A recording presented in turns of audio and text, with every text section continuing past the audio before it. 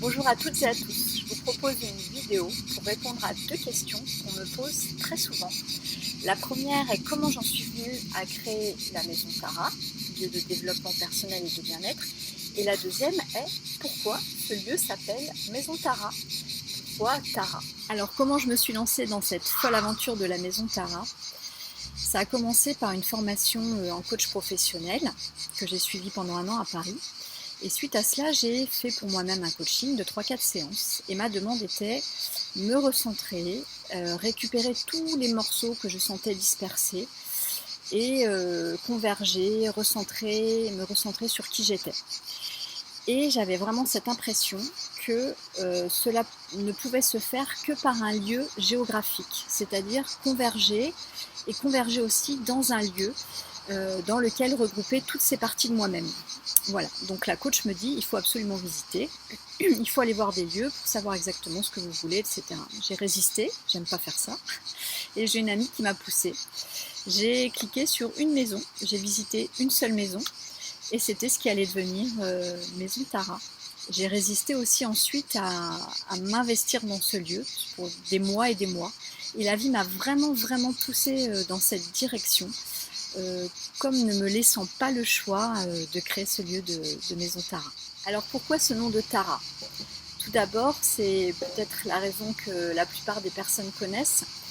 Tara, c'est la bodhisattva féminine, qui veut dire celle qui sauve, qui libère. C'est aussi l'étoile.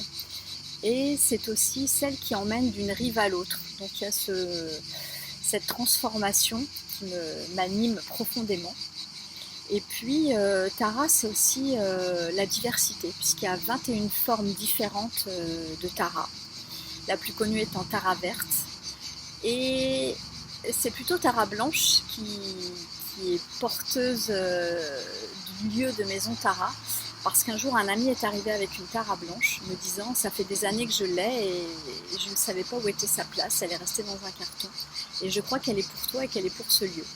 Voilà, donc elle est dans la plus grande salle de la maison Tara, portant toute sa bonne énergie de bienveillance et de compassion bouddhiste tibétain notamment. Voilà, et puis Tara, c'est aussi l'énergie celte, car Tara c'est le mont des rois en Irlande. 142 rois s'y sont succédés et c'est un lieu porteur d'une énergie très forte, d'une énergie païenne, celtique, très ancrée. Et j'ai beaucoup voyagé en Irlande en étant jeune et l'Irlande et les pays celtes, ma maman était bretonne, sont quelque chose de très important pour moi. Donc ça venait aussi recouper mes racines et ce que je ressens vivant à l'intérieur de moi. Et puis Tara, c'est aussi Scarlett O'Hara, Autant n'emporte le vent, ma jeunesse, mon adolescence. Et à la fin du film, Scarlett a tout perdu.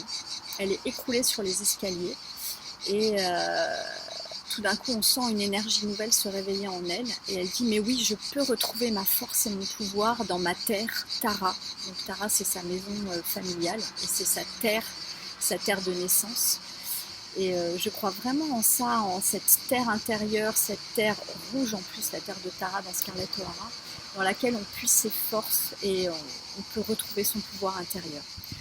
Voilà, mais assez parlé, je vous propose plutôt de venir rencontrer ce lieu et les personnes qui s'y trouvent, les thérapeutes, tous professionnels et bienveillants, avec plein de disciplines différentes à votre disposition, et puis aussi les professeurs de pilates, yoga, danse, tous aussi porteurs de plein de belles énergies. Donc nous vous y attendons, notamment pour les journées portes ouvertes qui auront lieu les 10 et 11 septembre 2022. Et toutes les informations sont sur le site de Maison Tara, www.maisontara.com. Je vous dis à très bientôt dans la joie de vous rencontrer et de vous accueillir dans ce lieu plein de sens pour moi.